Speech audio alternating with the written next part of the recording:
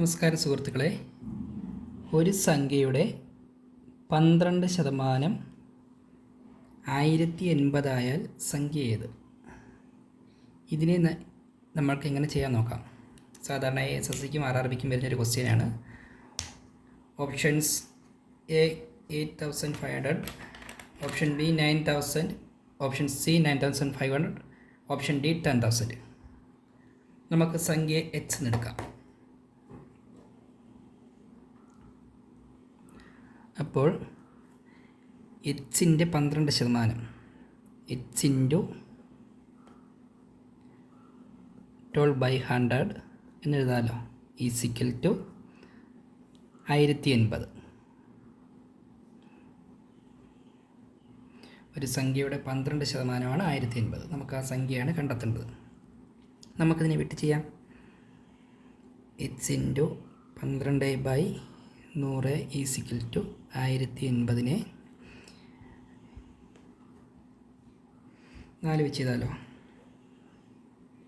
4 3 12 25. ഇനി നമുക്ക്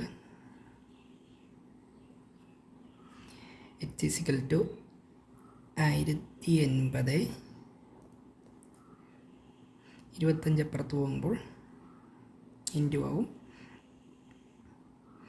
25 ഭാഗം 3. 1080 3 എത്ര പ്രാവശ്യം പോകും നോക്കാം. ഒരു 3 3 360 വരും.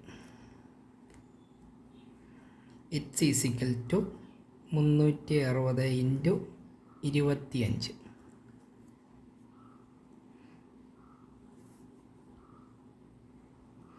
36 ഇൻറ്റു 25. 6 5 30. 3 15 3 18 180. 6 2 12. 2 6 7. 8